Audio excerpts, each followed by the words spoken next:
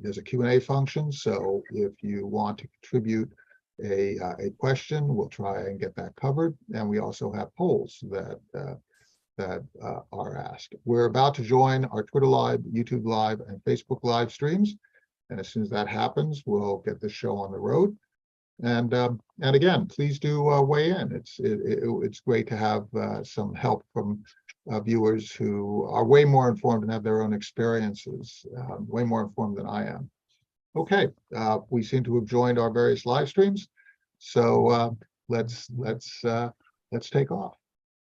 Welcome to the Nonprofit Report, your update on nonprofit organizations, issues, and leaders. I'm your host, Mark Oppenheimer. Today, we're discussing Alzheimer's disease with special guests, Dr. Elizabeth Edgerly, Executive Director of the Alzheimer's Association of Northern California and Northern Nevada chapters, Dr. Elizabeth Gilbert, Vice President of Education and Quality Assurance of the Alzheimer's Community Care in Florida, and Ken Zaentz, President and CEO of Alzheimer's New Jersey. A reminder to Zoom attendees that we'll take 3 snap polls during the show. We'll announce results, and your questions submitted through the Q&A function at the bottom of your screen will be included in our discussion. So thank you all for joining us. I'm so excited to be here and to be able to listen to you describe the work of your organizations and your patients. I'm going to go over to you, Elizabeth, but first let me just sort of set this up, because I'm constantly astounded by some of the stats here. 10.7% of Americans over 65 live with Alzheimer's, and that's 6.5 million people, which means that anyone with a broader circle, anyone from the infant that has just been born to those of us who are older and our parents, knows people within their circle who's affected by Alzheimer's. It really does affect everyone. It is a condition with enormous tentacles. So going to you, Elizabeth, let's just start off with a sort of a level set. What is Alzheimer's disease? Thanks, and good morning or good afternoon, wherever you're listening in from. It's a pleasure to be here. But yeah, Mark, to your point, it's hard to meet somebody who doesn't know someone who's been affected by Alzheimer's or another type of dementia, because often we're talking about a bigger group of conditions beyond Alzheimer's. But Alzheimer's is a brain disease that leads to dementia in typically older adults. And the symptoms, many people are familiar with the symptoms, especially short-term memory loss, having a hard time functioning well, doing things like driving, taking care of oneself. And so when we look to assess someone who's starting to have difficulties, what we look at is how are they doing handling their finances, doing everyday kinds of things that they used to do with no trouble, but now are starting to cause issues. So Alzheimer's affects our judgment, our reasoning, our decision-making, our ability to communicate and understand. And of course, most people recognize the memory issues. One thing that's very confusing is people almost always ask, and I would bet Karen and Kenneth get the same question, what's the difference between Alzheimer's and dementia? It's very confusing because these terms are used interchangeably. And it's not necessarily the case that we have a real sharp definition of what are the causes of each of these different conditions, right? So well, yeah. We're dealing with language versus the science here, and it's not necessarily, things aren't necessarily aligned yet in terms of the research and what the research is telling us of what Alzheimer's actually is. It can be hard to tell what type of dementia it is, absolutely. And there's a lot of mixed dementia, which then you're like, okay, so what is this? It may be caused by small strokes on top of Alzheimer's, or it could be a type of dementia called Lewy body dementia. And I know that Karen and Ken have answered this same question, what's the difference between Alzheimer's and dementia every day of their working lives? So let me just answer it. And then I'd love to hear what Karen and Ken think of how they describe it, because it's very confusing. Dementia describes the symptoms, the cognitive difficulties that I just described as being associated with Alzheimer's. But the cause of the symptoms is the Alzheimer's disease. So everyone who's living with Alzheimer's has the symptoms of dementia, but not everybody with dementia has Alzheimer's disease. And so it's very confusing because families will say, well, my mom got diagnosed with dementia, but thank goodness it's not Alzheimer's disease. And I'll be like, so what is it? So it's hard. And I just want to reassure anyone who's gone through this that if it was confusing for you, you are not alone. I would venture to say it's confusing to everyone when they go through this until it's explained to them. So, Karen, what Elizabeth is basically saying, and if I can use an analogy, Elizabeth, is if I'm coughing, right, that's a symptom, but that could be anything from cancer to a common cold. It could be COVID. It could be a whole bunch of different things. You've got a symptom, and that would be the analogy to dementia, is sort of the downstream and that impact, right? that's the one I use most commonly when I'm speaking in the community. When they say, what is the difference? I'll use coughing. Coughing could be something extremely minor, or heaven forbid, it could be an extremely advanced lung cancer. It is a symptom.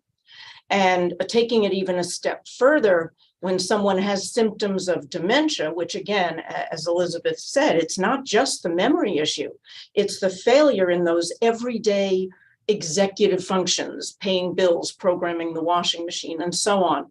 When they have symptoms of dementia, we need that quality diagnosis as to what is the most likely cause. Because even in someone well older than 65, symptoms of dementia could be caused by something treatable. Right. Yeah, I always describe it, a little bit differently. When people say, well, what's the difference between Alzheimer's and dementia? Well, there is no difference. Alzheimer's is a type of dementia. And I always have people think about it as a big umbrella. Dementia is the big umbrella. And then underneath the umbrella, there are different kinds of different named diseases that are all types of dementia, Alzheimer's being the most common. And, Elizabeth mentioned vascular, and that's second most common. So I think we're all saying the same thing. We just explained it in a little bit of a different way. And that's one of the things that's so important, is that you're accommodating your various constituents, the people that you serve, in terms of your explanations. There isn't one way to address any need, even if the need is a common need that cuts across divisions of race and orientation and background and wealth and so on. There are different responses and different ways that you can explain these things. I want to ask you all a question. This is one of those situations where the symptom is also something that can be treated in a way that actually improves the trajectory, in other words, reduces the future trajectory. In other words, if you're having executive function problems, if you're having processing problems, the actual practice, almost like working out, right? The practice of going through executive function skill can have an ameliorating effect. It doesn't have a curative effect, but it can have an ameliorating effect. Could you each talk about the kind of programs that you provide? While there is no cure, there are activities that can be engaged in, there are threads that can be pursued that lend hope and that give control. Ken, why don't you start us off, and then we'll go to Karen, and then Elizabeth can comment. How do you provide hope and control to people who are confronting something that can lead to despair and hopelessness? Well, I think, a lot of the programs that we provide focus on caregivers and, teaching caregivers how to best manage the disease. And a lot of that has to do with, and especially as the disease progresses, immersing yourself in the place that the person with Alzheimer's disease is, and getting to the point where, and this is probably one of the hardest things that I think we ask caregivers to do, but it's basically, you have to forget about the facts. So, and remember that even though your loved one may have gotten to the place in the disease where they don't remember who you are by name, but they likely remember the relationship and the emotion and the fact that you're an important person, in his or her life. And so as the caregiver, that's kind of what you need to go with. So Mark, if I can have a whole conversation with you, but you think I'm your dad, I'm not going to spend time correcting you and telling you that you're not. I'm just going to go with the social interactive conversation that you and I can have together. And so that becomes, the most important way to really engage and to give the person with the disease the dignity that, that they deserve. Well, what you're talking about is going with the energy that you are confronting at that particular time, blending with it, and then creating an experience that is as additive as possible for both parties. That's a real art. It's a very meditative. It is. It definitely is. And Karen, how do you help people navigate this care piece? Are there approaches that can give people who are afraid of the loss of control some measure of that control back? Well, we do a few things. For one is we have a team of nurses that are dedicated to working with the caregiver. We know that our families cannot be successful staying together in the community if we don't address and assess the needs of both. And then we also operate specialized adult day centers throughout Palm Beach, Martin, and St. Lucie counties. And the specialized center actually operates on a very strict Florida statute for nursing oversight, health monitoring, individualized care plans, and so on. And so what we try to find, again, looking at every one of the participants as incredibly individual. No two will be alike, even if they have the same disease, diagnosed at the same age, they will be incredibly unique in the way they express the disease. And so we try to hone in on what is still working, what skills do they still have working, and we are going to work those. We're going to create a care plan. Anecdotally, do we believe that this may slow the progression? We do. We've had patients in our day centers 15 years and more after diagnosis. That's a very long time. So we do believe that that type of approach is helping, honestly, more than any medication we've come up with until now. Right. So we find those strengths by doing cognitive screens. We observe.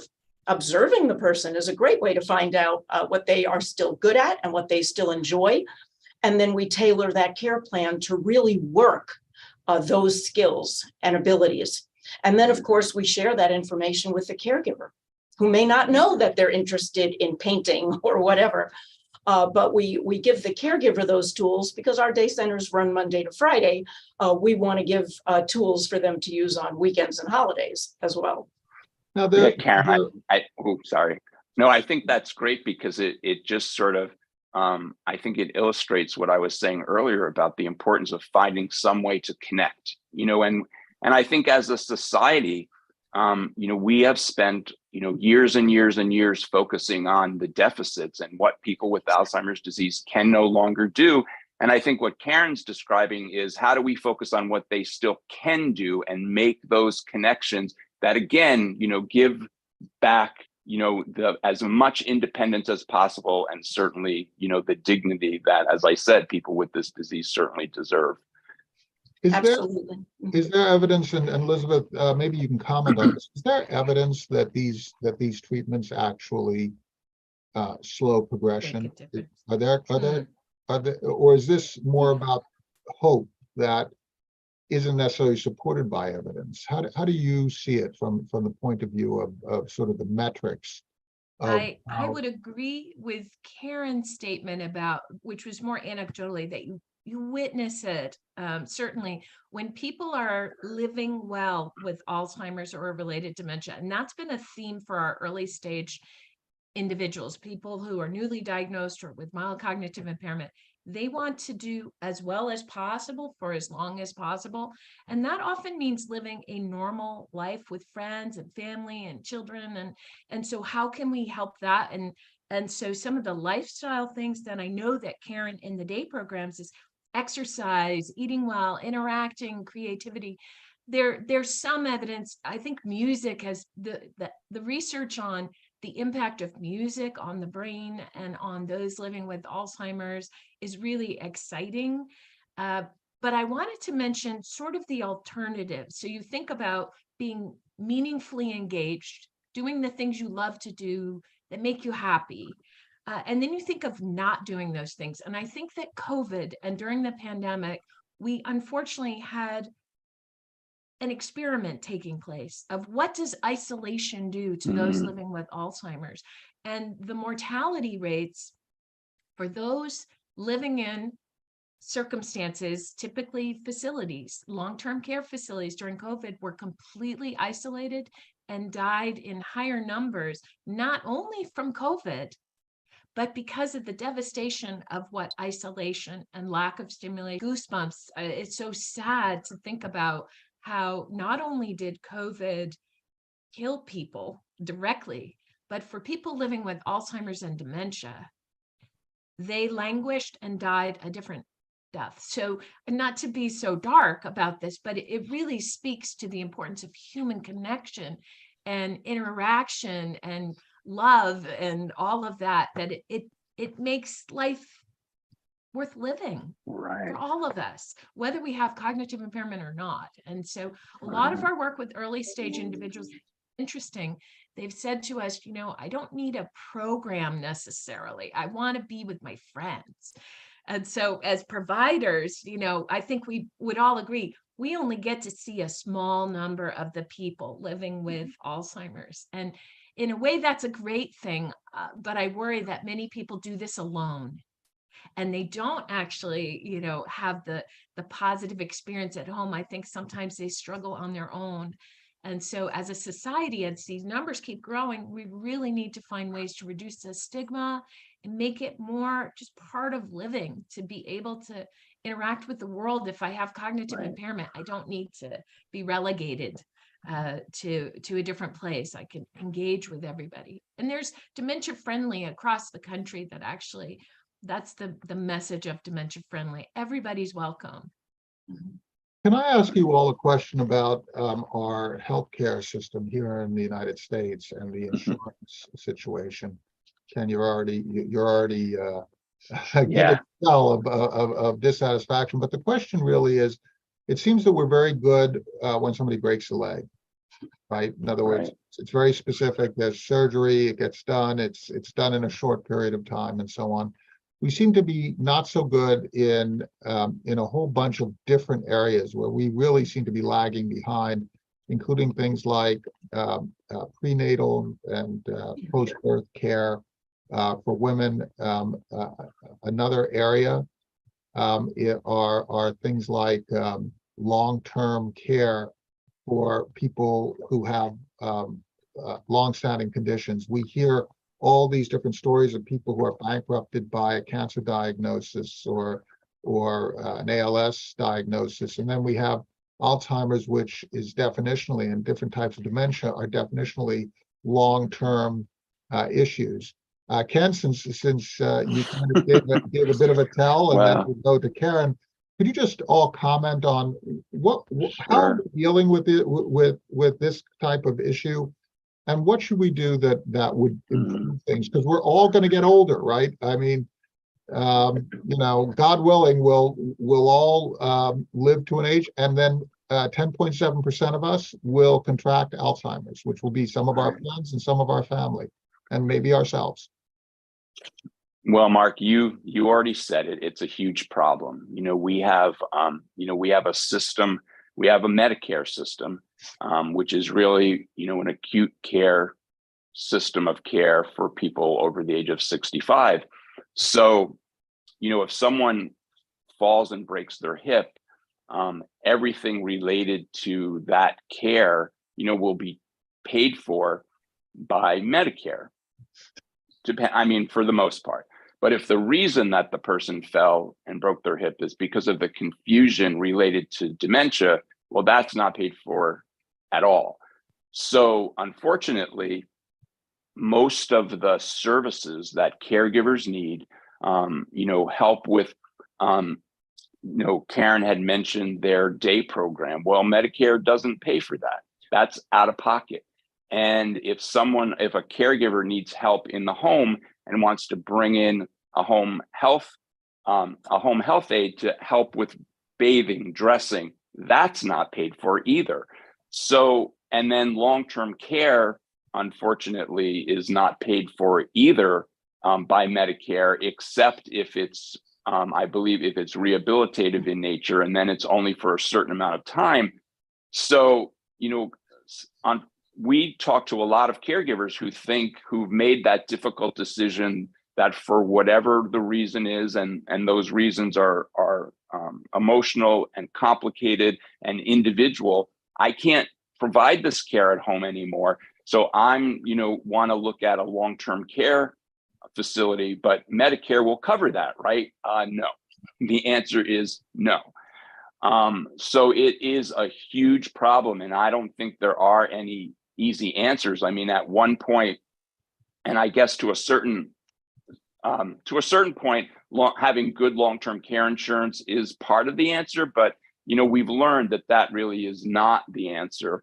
For a lot of different reasons. So yeah, it's definitely one of those issues that I think really has to be solved, on the federal government level, and right now it just isn't. Karen, could you weigh in here? We just took a poll, and 100% of the people who responded have been affected by Alzheimer's. 100%. I mean, it's not 90%. It's everybody.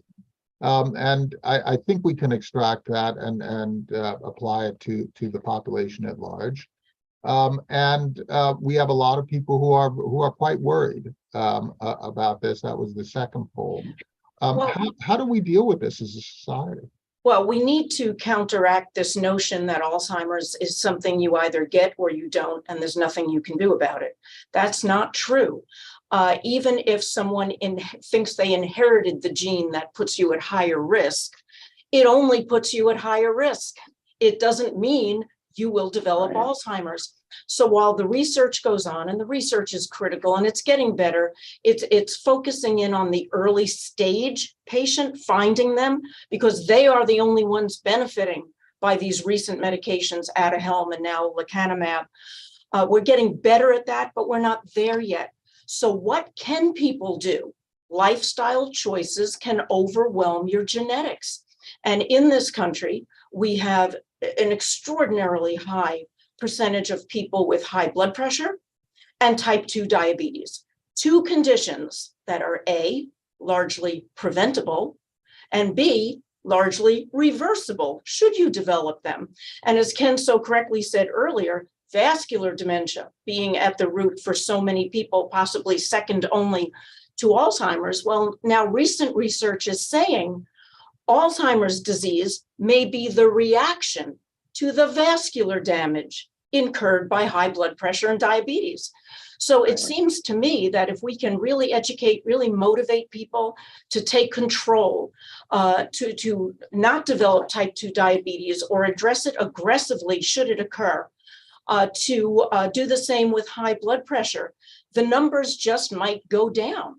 A lot of recent research is connecting that vascular damage to the development of Alzheimer's. So again, thinking of Alzheimer's as the result of something else might actually start to incentivize that type of attention. Again, the numbers for type 2 diabetes and high blood pressure are just extraordinarily high. So that goes to the whole issue of prevention, right? In other words, Exactly. the interconnectedness of prevention and incentivizing preventive care and preventive activities rather than just intervention activities when you break a leg or need insulin. Right. We have been reactive We have been to reacting. neurocognitive disease, where we've become proactive with different types of cancer in the last 40 or 50 years and achieved incredible survival rates and cure rates. HIV is an example, how we became proactive and took that from something that was a universal killer to something that someone can live with, but never develop the end stage of AIDS. So we don't need to invent a new logic. The logic is there. We just need to apply it to brain health. Elizabeth, Yeah, you want to jump in? As Yeah, I well? love that. I'm like, oh, yay, Karen, you go. There's been research in, oh gosh, it's probably been 5 years now, the Sprint Mind study. And I think that's what Dr. Gilbert may be referring to, where they looked at the impact of high blood pressure on risk of dementia. And after doing the study where they showed people who had even just, in my mind, slightly high, like 135 over 90, had a significantly higher risk of dementia. So much so that they stopped the study and said, okay, we need to control blood pressure to more like 120 over 80. And let me just say, this is a general statement I'm making. There are individual differences around blood pressure depending on age and other health factors, but it looked as though we could reduce the number of cases by 20% if everybody who has high blood pressure, myself included, was really good about taking the medication and of course doing the diet and exercise and all the other things that we all know we should be doing. But 20% is huge when you're talking 6 million people. The other thing I wanted to share, and I don't know if Kenneth and Karen have heard this, but I really resonated with this statement. I heard a presenter say that Alzheimer's is a midlife disease that leads to dementia in late life. And it really goes to what Karen was talking about, is we do have some control. We don't have all the control, but we have some. And so if we can address things in midlife, and I'm talking 30s and 40s, I don't know about you, but in my 30s, I was not worrying about blood pressure. I figured, oh, I'm fine. And yet turns out I probably should have been a bit attentive. By the time we're older, I see older adults very focused on blood pressure. The damage may have been done. We're seeing in the response here, Elizabeth, to the current poll that there is a great emphasis amongst respondents to shift resources to treatments that reduce the impact and progression, and behaviors that reduce the impact and progression. So maybe the crowdsourced logic that let's not put all of our eggs in one basket, which is the intervention stage, but instead prevention stage is where we should go. Elizabeth, before we move on though from you, there was a question that was contributed by an attendee, and the question is, do your organizations provide services and programs for people with Alzheimer's who also have Down syndrome? Because 95% of individuals with Down syndrome will develop Alzheimer's. You care to weigh in on that, Elizabeth? Yeah, I'd be happy to start, and then happy to hear from Kenneth and Karen on that too. We do, and we do a number of things around individuals, not only with Down syndrome, but other intellectual disabilities and developmental disabilities, where as they get older, they also can develop dementia and Alzheimer's, and it can be completely turn their worlds upside down, where they may have established a good living situation and be surrounded by people who care about them. And then when they develop dementia, what we're seeing is sometimes they're no longer able to stay in their housing that they've had their whole lives. So we do have programs, certainly our 24/7 helpline, our referrals, our resources. There's also nationwide, the Administration on Community Living, which is a federal institution, funds programs specifically for that community. And so across the country, you will find different programs. And if you wanted to leave your contact info, I'd be happy to share information about web-based information and things that are available no matter where you are.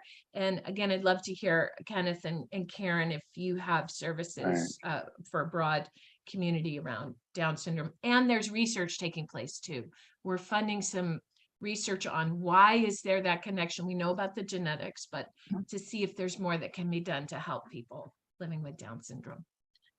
Right, and in our organization, we have patients with the whole spectrum: Huntington's, Down syndrome, chronic trauma, dementia associated with Parkinson's, and then also the diffuse Lewy body disease. certainly vascular impacts, people who have had significant strokes. So our organization was founded in the 90s when the talk was just beginning about Alzheimer's. So that was the one disease everybody was focused on. And now we've learned we've got a broad spectrum. And again, there's no rule that says you just get one. You can have a mixed dementia, which some of the researchers are saying is the second most common, is that there's mixed pathology. So how do you know? We are fortunate where we are located. We have an incredible number of certified clinical trial investigators who are well equipped to make that definitive diagnosis. If it's at a point where they can benefit with clinical trials, of course, they would be offered that. As far as we're concerned in our day centers, the precise diagnosis is not what drives the care plan. The behaviors drive the care plan, the skills, the interests. So, you know, I think when we see a huge problem, and certainly our state, Florida, is, I believe, second only to California in the number of diagnosed patients, it's also an opportunity. We see huge opportunity, again, to encourage a proactive approach. And frankly, even if someone does have an identified diagnosis, let's say of Alzheimer's, if there are other things going on that could be made better, like their diet, if their diet could be changed to an anti-inflammatory diet, if they have a B12 deficiency, which is so common in all of us over 50, if they have untreated hearing loss, if we fix the treatables, they may actually be able to function better. Really, really important, the connection. Ken, you want to weigh in? Well, I actually wanted to, it's interesting, you know, two things. So as far as Down syndrome and dementia, we just did a conference this past spring with a local a nonprofit partner, and the topic was exactly that. And so there is a lot of, again, it's being recognized more, and you know, there's certainly you know, some of the programming that we do are similar to what, you know, Elizabeth and Karen just mentioned. But, you know, because of that need, you know, we had put this conference together, you know, on that specific topic. I also wanted to jump back, though, on the whole prevention issue that we were talking about before, because I do think it's really important. You know, we are learning a lot more about brain health, and, you know, the idea that brain health is just as important as physical health. And there's so much exciting research on prevention. Some of it, a lot of it is very new. I just don't want anyone who is listening to this, this webinar today to sort of go away thinking, okay, if I eat right, if I exercise, if I do all of these things, I will not get Alzheimer's disease, because we are not there. We are definitely not there. And I also don't want any caregivers to think that well, my husband did all that, you know, my spouse did all that, my spouse read, and my spouse was physically healthy and did all the right things, and my spouse still got Alzheimer's disease. So, and there's a lot of, you know, I think we have to manage, and I think all of us, I think would all agree that part of our responsibility as organizations is to really sift through all the information that's out there and help caregivers manage expectations, because, you know, part of managing the disease is having the right expectations. And I just didn't want anybody to walk away, even what, you know, what's been said here is you know, is important and it's factual. But again, we don't want anybody to walk away with the wrong idea. So I just wanted to make sure we said that. It's a very important point, and we're going to have another show on the fundamental research that is being undertaken now to address some of these threads. As a matter of fact, in that show, what we want to do is look at different research threads and have experts talk about what they're doing and why they're following those different threads, because we're still in a real investigative stage. There are no conclusions that are satisfying yet here. But I'd like to thank you all for your work. I'd like to also remind everybody that it is election day. Now, everybody should vote, but here's the point. Alzheimer's doesn't care what political party you're with. Alzheimer's affects us all. It affects every American, it affects everyone in the world.